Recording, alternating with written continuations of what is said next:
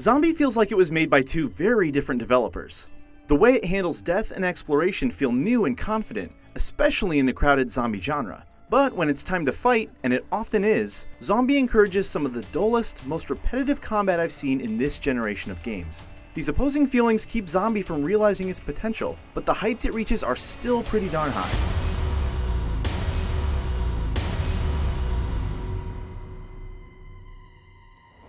Nothing about Zombi's garden variety undead surprised me.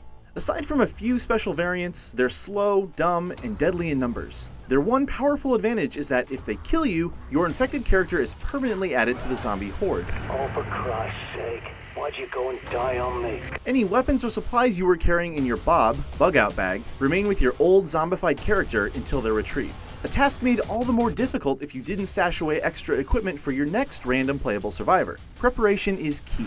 I prepared you better than that. This was also the main hook of ZombiU, the 2012 Wii U game. ZombiU is a new version of that game now made for Xbox One, PS4, and PC. It includes a few updates but ditches the multiplayer mode which required the Wii U gamepad.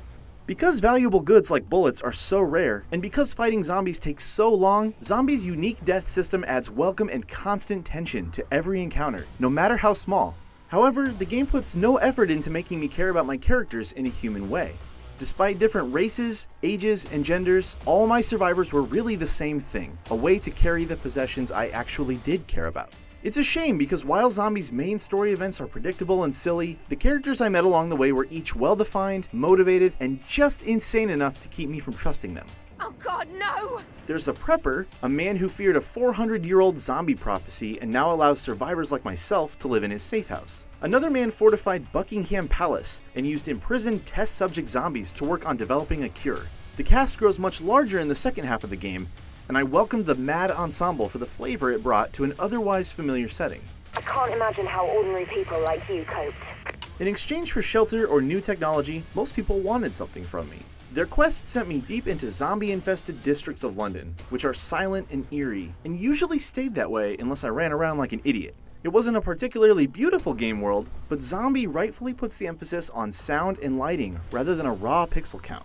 The rough edges didn't matter when I crept along at a snail's pace with my eyes locked on the next dark hallway. The artists and sound designers nailed the atmosphere.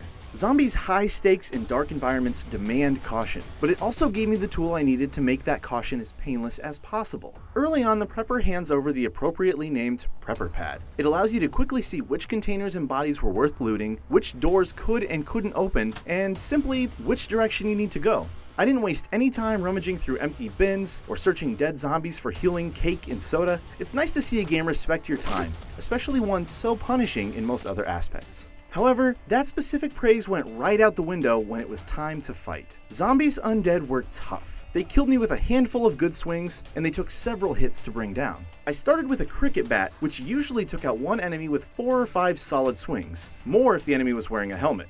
Zombies often rush me 2 or 3 at a time, making combat a slow, rhythmic, back and forth, swing and hit dance, void of both skill and variety. Sure, there are firearms, but they feel too weak, and Zombi constantly stresses how important it is not to use my ammo. From the rarity of bullets, to the limitations of my storage, to the Prepper straight up telling me bullets are the new precious metals, I was trained not to shoot unless there was a capital P problem. This was one of the major complaints from reviews of ZombiU, and the developers appear to have listened. Kind of. Extra melee weapons were added to Zombi, and they are stronger than the cricket bat, but not by much. It says something about the combat system when I scoffed at a double-barreled shotgun, but felt overjoyed when I picked up a shovel. Melee weapons simultaneously feel like a bad option and the only option. Zombi is the textbook example of a game that needs a sequel. Within the trope-ripe grounds of the zombie shooter, it builds interesting NPCs, delivers genuine scares, and makes deaths mean something more than a respawn. With more exciting combat, Zombi might have been a must-own for horror fans. As it stands, it's a fun game that does most things right, but constantly reminds you of its biggest flaw.